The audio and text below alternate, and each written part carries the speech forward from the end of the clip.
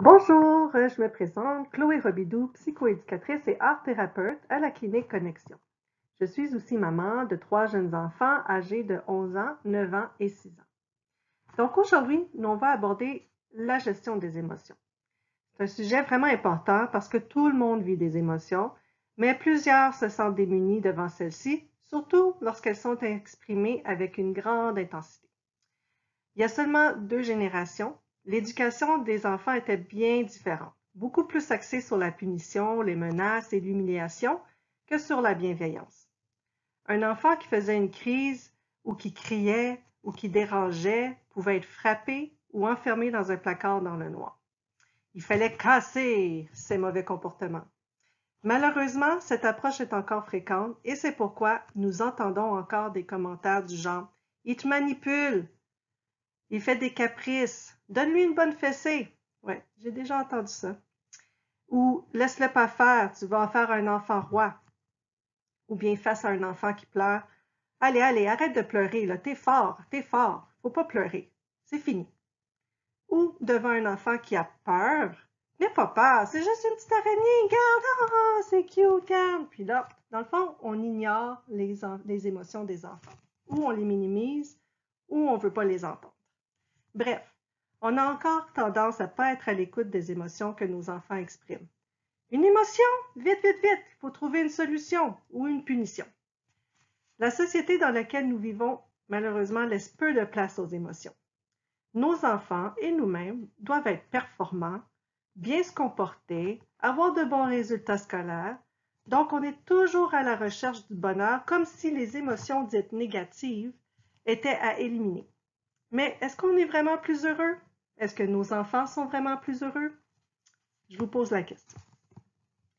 Alors, si vous cherchez des solutions miracles pour que vous ou votre enfant ne viviez plus d'émotions dites négatives, cet article n'est pas pour vous ou cette présentation n'est pas pour vous. L'objectif donc de ce texte, de cette présentation, c'est de vous faire comprendre qu'est-ce que sont les émotions, à quoi elles servent. Je vais aussi vous proposer quelques conseils pour accompagner votre enfant lorsqu'il vit une émotion. Vous allez comprendre l'importance de prendre soin de vos propres émotions, parce que si vous êtes vous-même en colère, comment est-ce que vous pouvez aider votre enfant dans sa propre colère? Donc, comme mentionné dans mon article préférant ou ma présentation précédente qui est disponible sur notre site Internet, qui est sur l'estime de soi des enfants de 0 à 5 ans, je vous rappelle que chaque enfant est unique, chaque famille est unique, chaque parent et couple sont uniques. On arrive tous avec notre bagage, nos propres blessures, nos valeurs, notre culture, notre passé, notre personnalité, etc. Bref, il n'y a pas de recette magique, mais il y a plutôt des outils et de l'information pour vous amener à réfléchir et à améliorer vos relations avec vos tout-petits. Donc, sans plus tarder, on y va. Alors, qu'est-ce qu'une émotion? L'émotion, c'est un message qui est envoyé à notre cerveau pour nous dire si la situation qu'on est en train de vivre, elle nous convient ou elle ne nous convient pas. Donc, on ressent généralement l'émotion de façon spontanée et elle est temporaire, donc elle est de courte durée. Alors, lorsque je vis un événement, l'émotion, elle va se manifester dans mon corps.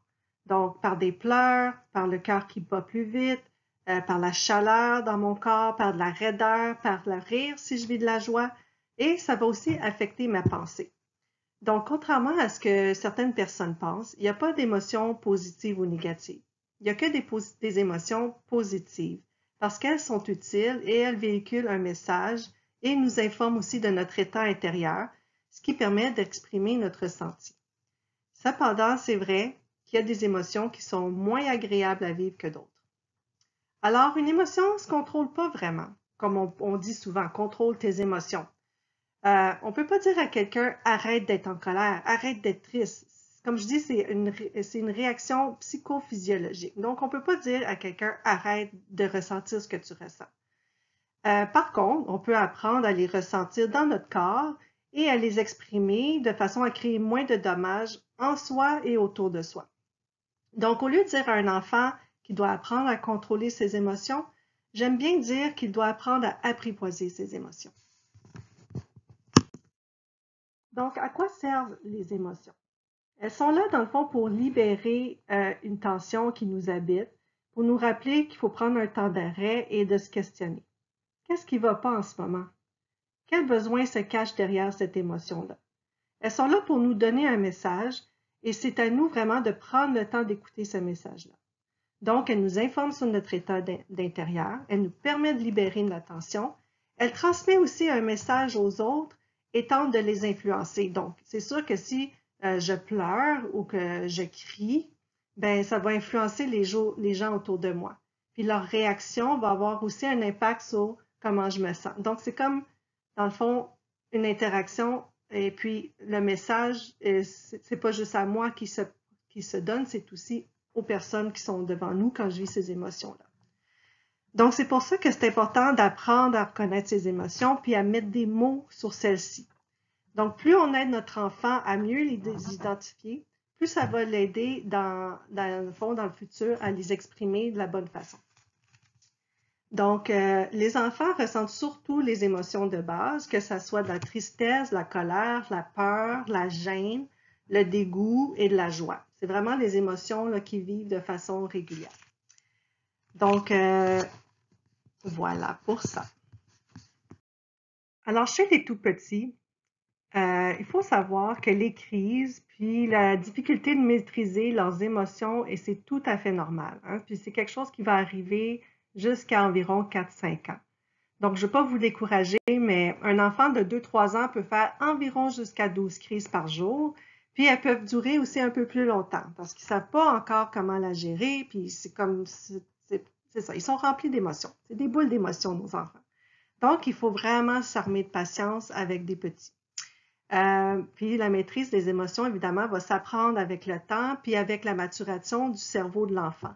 Donc, l'important, c'est vraiment de les accompagner quand ils en vivent, puis de les aider à les exprimer, puis de leur enseigner des moyens pardon, pour se calmer. Donc, je vais vous donner maintenant quelques petits conseils pour aider votre tout petit à vivre ses émotions puis à se calmer. Comme vous voyez sur la photo ici, c'est un papa qui essaie vraiment de calmer sa petite fille qui est en crise. Et puis, on ne sait pas qu'est-ce qu'il lui dit, qu'est-ce qu'il lui fait, mais j'ai l'impression qu'il essaye par sa voix de la réconforter. Mais comme je dis, ça peut prendre du temps. Il faut s'armer de patience. Donc, parlons un peu des bébés. Hein, les bébés de 0-18 mois, souvent, pas souvent, les bébés ne parlent pas, donc c'est leur seul moyen de s'exprimer.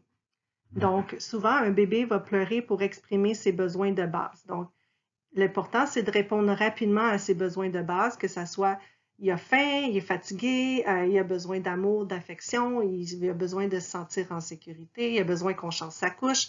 Bref, peu importe, ce sont ses besoins de base, puis il va pleurer pour manifester qu'il a besoin que vous y répondiez. Mais ça peut arriver aussi qu'un bébé pleure parce que il vous confie ses tensions. Donc, c'est important de rester à l'écoute de votre enfant dans ces moments-là. Donc, quand une fois, là, vous avez tout répondu à ses besoins de base, il a mangé, il vient de faire un beau dodo, vous l'avez dans les bras, vous savez qu'il est en sécurité, sa couche est propre, bref, vous avez tout fait, puis il pleure encore beaucoup, beaucoup, beaucoup, mais peut-être qu'il est juste en train de vous confier ses tensions. Parce qu'il faut se rappeler que les enfants, les bébés, en vivent aussi des tensions. Que ce soit, par exemple, il vient de naître, juste la peur qu'il y a eu en sortant du ventre de sa mère. Donc, c'est possible qu'il ait eu très peur, puis que c'est pour ça qu'à la maison, quand vous sortez de l'hôpital, puis là, il vous fait une belle crise, bien, peut-être qu'il est juste en train de vous confier, dans le fond, toutes ces tensions puis ces peurs qu'il y a eu. Même chose si, mettons, vous vivez un conflit dans la famille, que vous chicanez avec votre conjoint, que votre enfant qui est plus vieux fait des crises, puis ça crie dans la maison, bien peut-être que aussi votre bébé pleure parce que dans le fond, il réagit à tout ce qui se passe autour de lui. Même chose si vous vivez du stress comme parent. Mettons, vous êtes en plein déménagement ou bien vous êtes en pleine séparation. Donc, tout ça va affecter. Si vous êtes stressé puis que vous êtes tendu, bien, votre enfant va le ressentir. Donc, ça se peut aussi qu'il pleure parce que, dans le fond, il ressent votre tension. Hein? Surtout les petits bébés, là, ils sont très fusionnels avec leurs parents. Et puis, donc, c'est ça. Donc, ça peut être aussi une des raisons pourquoi ils pleurent. Et finalement, on sait aussi que les bébés ont des problèmes des fois digestifs ou des problèmes de reflux. Donc, si jamais là, vous dites, ben, il n'y a aucune tension dans la famille, puis que ça va super bien, j'ai tout répondu à ses besoins de base, puis que là, mon bébé pleure encore, ben, allez vérifier auprès du médecin. Puis même si vous vivez des tensions et tout ça, je vous encourage à aller vérifier avec le médecin parce que des fois, votre enfant peut vivre un malaise physique puis il n'est pas capable de le nommer avec des mots, donc on ne s'en rend pas compte. Donc, allez faire une petite visite chez le médecin pour voir qu'est-ce qu'il vous propose, pour voir s'il y a des problèmes physiques, dans le fond, qui le font pleurer. Donc, c'est un peu ce que je voulais vous dire sur les bébés. Maintenant, pour les bambins. Donc, les bambins, c'est un peu plus vers l'âge de 2 ans. Vous savez qu'à cet âge-là, l'enfant veut développer son autocontrôle. Hein? C'est souvent à l'âge où il veut faire tout seul. Il veut apprendre à attacher ses souliers, mais il n'est pas capable. Il veut apprendre à s'habiller, mais il n'est pas toujours capable. Puis il n'aime surtout pas se faire dire non. Hein? Donc, quand on lui refuse quelque chose ou quand il n'arrive pas à faire les choses qu'il veut faire seul, bien, il va vivre beaucoup de frustration. Donc, quand ça arrive, voici quelques petits conseils qui peuvent vous aider. Donc, dans le fond, le premier, c'est de le rassurer puis de normaliser ses émotions. Hein? Donc, de lui dire que c'est normal. De juste se rappeler, dans le fond, que c'est normal qu'à cet âge-là, il fasse beaucoup de crises et puis qu'il vit beaucoup de frustration parce qu'il n'aime pas se faire dire non, puis il apprend tout ça à cet âge-là. Ce qui est bien aussi, c'est de se mettre au même niveau de l'enfant et de le regarder dans ses yeux. Donc, s'assurer qu'on a son contact visuel. Puis, lui parler d'une voix calme, essayer de rester calme le plus possible. Je sais que c'est pas toujours facile, mais on essaie de rester calme, puis on aide à aller mettre des mots sur les émotions. Donc, par exemple, on peut dire à un enfant, « Oh, je sais que tu es fâché parce que papa t'a dit non, qu'il ne fallait pas toucher la plante. Je vois que tu es fâché. » Donc, on l'aide à mettre des mots sur l'émotion. Plus on va faire ça, plus dans le fond, ça va être facile pour l'enfant plus tard de reconnaître c'est quelle émotion qu'il est en train de vivre. On peut aussi lui faire remarquer son langage corporel, que l'émotion est en train de lui faire vivre. Donc, oh, je vois que tu fronces tes sourcils quand tu es fâché, ou je vois que tes poings sont serrés, ou tu sais, donc on essaie de lui faire remarquer aussi qu'est-ce qui se passe dans son corps. À cet âge-là aussi, un enfant, on peut lui offrir un câlin. Souvent, les câlins, c'est miraculeux. C'est pas toujours miraculeux. Hein. Des fois, ils vont nous rejeter, puis il faut pas le prendre personnel. Mais demander à l'enfant, tu veux-tu un petit câlin? Est-ce que ça te ferait du bien un câlin? Puis souvent, ça va apaiser l'enfant, mais ça va vous apaiser vous. Vous allez voir, c'est assez, ça peut souvent fonctionner. Donc, et puis aussi le soutenir et l'accompagner, dans le fond, jusqu'à ce qu'il soit prêt à passer à autre chose. Donc, une fois l'émotion passée, on peut divertir l'enfant ou l'aider, dans le fond, à surmonter le défi qu'il n'était pas capable de réaliser. Donc, souvent, quand ils sont petits, une fois qu'ils sont plus calmes, on peut essayer de changer ses idées. Alors, on l'amène vers un nouveau jeu ou, dans le fond, c'est ça, où on va l'aider dans ce qu'il essayait de faire et qu'il n'était pas capable de faire. Dans le fond, ici, je voulais vous faire part de quelques petits conseils quand vous faites face devant n'importe quelle émotion, que ce soit une joie qui est comme trop intense, une peur, de la tristesse. Dans le fond, ce qu'il faut faire, c'est qu'il faut éviter les pourquoi. Hein? Pourquoi tu es triste? Pourquoi tu as peur? Donc, les pourquoi, ça les ramène dans leur tête. C'est pas ça qu'on veut nécessairement faire. On veut plus les aider à verbaliser ce qu'ils vivent. Mais puis aussi à ressentir leur corps. Donc, on va les aider à verbaliser ce qu'ils vivent, à nommer leurs émotions, puis aussi à leur montrer comment on peut exprimer cette émotion-là de façon saine. L'important aussi, c'est de rester présent et empathique. Donc, éviter le plus possible de les isoler quand ils vivent une émotion dite négative, là, qui est désagréable pour vous ou pour l'enfant. Puis souvent, on a tendance, va dans ta chambre, va te calmer, tu reviendras me voir plus tard. Ben ça coupe le lien de l'enfant, puis il va beaucoup se sentir démuni dans ce temps-là. Il ne va pas savoir quoi faire plus avec son émotion. Donc, essayez de rester présent et empathique à ce qu'il vit. Comme je disais tantôt, lui offrir un câlin, c'est magique. Aussi, accueillir l'émotion de l'enfant sans jugement. Hein. Nous, avec notre regard d'adulte, on peut être comme « Ah, mais c'est ridicule, pourquoi il est triste pour ça? C'est donc ben nono. » Mais dans le fond, lui, pour l'enfant, c'est gros, puis c'est ce qu'il est en train de vivre, puis c'est sa réalité. Donc, on essaie de ne pas juger avec notre regard d'adulte, puis on essaie juste d'accueillir l'émotion qui est là. On évite aussi de minimiser ou de nier les émotions qu'il est en train de vivre, hein, comme de dire ben non, c'est pas grave, là, allez, viens, on passe à autre chose, ou de nier, ben non, t'es pas fâché, là, viens, on va aller. Puis là, on essaie, dans le fond, de pas discuter les émotions que l'enfant est en train de vivre. Évitez aussi les étiquettes qui vont nuire à l'estime de soi de votre enfant. Par exemple, il manipule constamment. Ben voyons, cet enfant-là, il doit avoir un trouble de comportement, là, ça n'a pas de bon sens. Ou il m'écoute jamais. Ou il fait toujours des crises pour rien, il est vraiment méchant, lui. Hein, là, là. Donc, on fait attention aux mots qu'on emploie parce que les enfants, là, ils vont les retenir. Puis si on dit qu'un enfant est méchant, ben il va vraiment s'accaparer de cette étiquette-là, puis il peut vraiment devenir méchant parce qu'il va croire qu'est-ce que vous pensez puis qu'est-ce qu'il entend. Donc, même chose si vous parlez au téléphone puis qu'il est pas loin puis vous dites il est tannant, il arrête pas, il est méchant, il a frappé sa sœur, ben lui, dans sa tête, il entend qu'il est méchant puis il va probablement faire de plus en plus de crises. Donc, ça donnera pas l'effet que vous désirez. Alors maintenant, on va parler de l'enfant en crise ou en colère. Donc, ce qui est important de savoir, c'est que le cerveau joue un rôle vraiment important au niveau des émotions. Et le cerveau d'un jeune enfant n'est pas complètement mature. Les parties du cerveau aussi qui aident à réguler les émotions fortes ne sont pas vraiment disponibles quand l'enfant est en crise. Donc, c'est pour ça que quand un enfant est en crise, qui se débat, qui hurle, qui a vraiment une grosse colère, il est vraiment contre-productif d'essayer de le raisonner. Donc, dire à un enfant, calme-toi, va te calmer, là, ben, complètement inutile. C'est quoi se calmer, de un? L'enfant ne sait même pas c'est quoi que vous voulez dire par se calmer. Est-ce que vous voulez qu'il respire? Est-ce que vous voulez qu'il ait dessiné? Qu'est-ce que vous voulez qu'il fasse? Donc, essayez de vous rappeler qu'il faut être un peu plus précis quand vous dites à un enfant de se calmer. Mais même quand il est vraiment là, dans une grosse colère, dire à un enfant de se calmer, là, essayez de vous mettre à sa place là, quand vous êtes vraiment très, très fâché puis quelqu'un va vous dire « calme-toi », qu'est-ce qui va vous arriver? Généralement, ça met de l'huile sur le feu. Donc, vous n'allez pas avoir le goût de vous calmer, vous allez être encore plus en colère parce que vous allez sentir que personne reconnaît ce que vous êtes en train de vivre.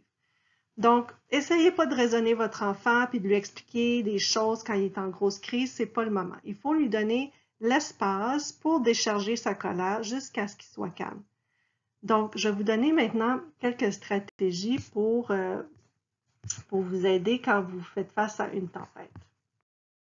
Alors, quand vous traversez une tempête avec votre enfant, qu'il est hors de lui, qui est vraiment en grosse colère, la première chose qu'on peut faire, c'est l'aider à exprimer sa colère par des mots. Donc, ça peut être juste de nommer, de refléter. « Ouh, je vois que tu es vraiment en colère, hein? Tu es fâché parce que tu n'as pas réussi ton jeu. Veux-tu que je t'aide? » Ça se peut qu'il soit zéro réceptif parce qu'il est trop dans sa colère puis il n'est pas prêt à aller recevoir de l'aide. Mais juste le fait de refléter sa colère, des fois, ça peut l'aider. « Ouh, maman, elle voit que je suis en colère. » Elle l'a nommé. Donc ça peut être un petit truc. Un autre truc, c'est d'aider votre enfant à exprimer sa colère par le mouvement. Donc, lui dire, je vois que tu es vraiment en colère. Est-ce que tu veux aller est-ce que tu veux aller avec moi? On va aller taper des pieds ensemble. Faire tout sortir ta colère. Donc, on amène l'enfant à bouger puis à décharger sa colère. Donc, ça peut être de sauter, ça peut être de bouger, de courir, d'avoir une trampoline puis d'aller sauter sur la trampoline. Ça peut être de taper dans un coussin. Donc, dans le fond, tout ce qui permet de calmer le stress puis de faire sortir la tension intérieure va être efficace. Peut être efficace, pardon. Puis c'est pas tous les enfants que ça va aider de faire ça par le mouvement, mais c'est du essai-erreur. Hein? On essaie de trouver qu'est-ce qui va aider le plus mon enfant quand il vit une grosse colère. Est-ce que c'est par les mots? Est-ce que c'est par le mouvement? Est-ce que c'est par la détente? Donc, une fois que vous allez trouver qu'est-ce qui l'aide le mieux, c'est là-dessus que vous devez vous concentrer. Donc, l'aider aussi à s'apaiser par sa colère par la détente.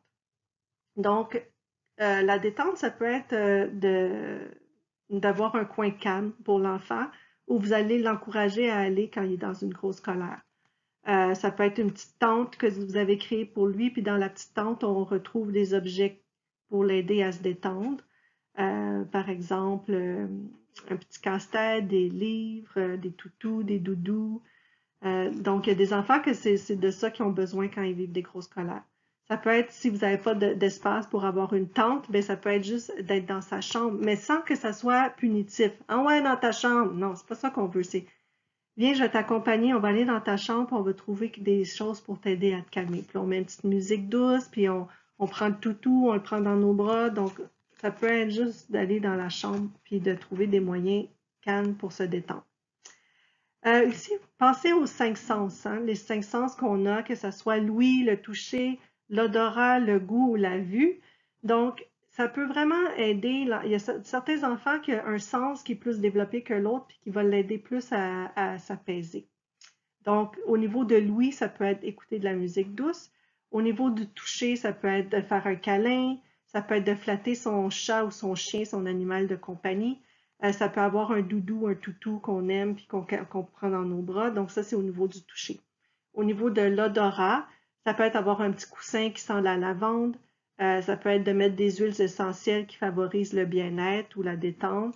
Ça peut être d'aller dehors puis de sentir des fleurs. Si c'est le printemps, on sort dehors, ou quand quelqu'un a coupé le gazon, puis que l'enfant aime cette odeur-là, ça peut être d'aller sentir. Donc, il y a des odeurs aussi qui peuvent apaiser l'enfant.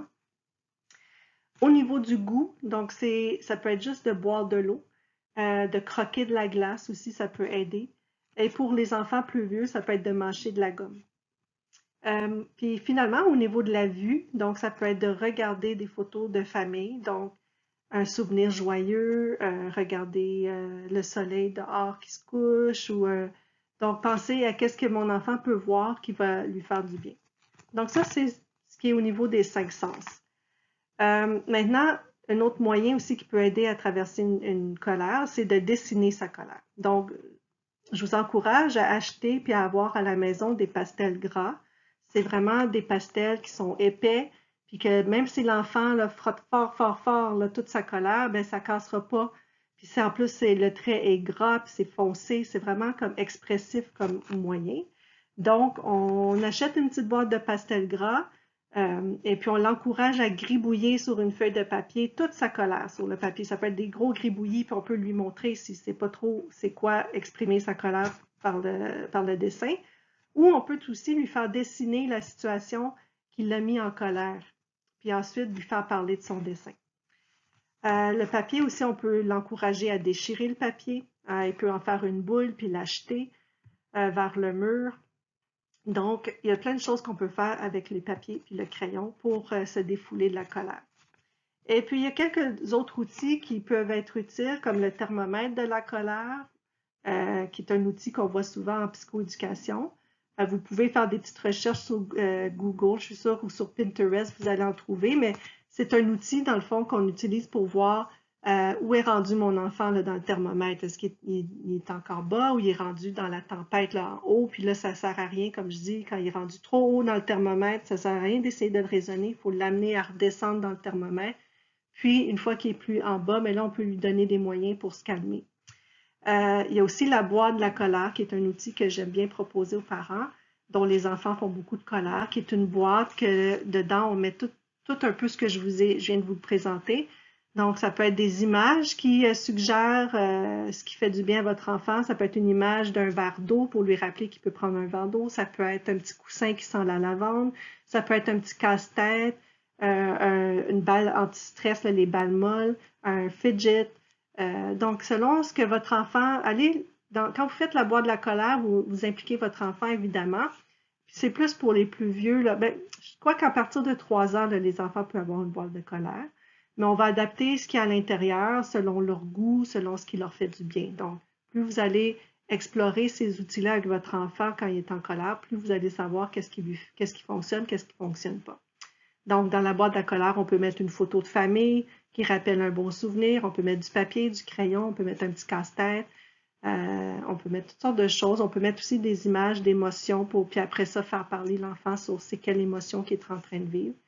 Donc, tous ces outils-là sont utiles lorsque vous traversez une colère. Donc, on va mettre fin pour ce sujet, pour la première partie. Aujourd'hui, c'était la première partie. Puis vous allez voir, il y a une deuxième partie pour diviser la présentation en deux pour pas que ça soit trop long. Dans la deuxième partie, on va aborder le sujet de la prévention. Donc, comment prévenir pour éviter les grosses colères? Qu'est-ce qu'on peut faire pour prévenir. Puis on va parler aussi des émotions, des punitions, pardon. Est-ce que c'est utile de punir notre enfant ou pas? Et on va parler aussi de la gestion des émotions des parents, qui est vraiment importante dans tout ça. Donc, j'espère que ça vous a plu, puis venez visionner la deuxième partie pour avoir plus d'informations. Merci!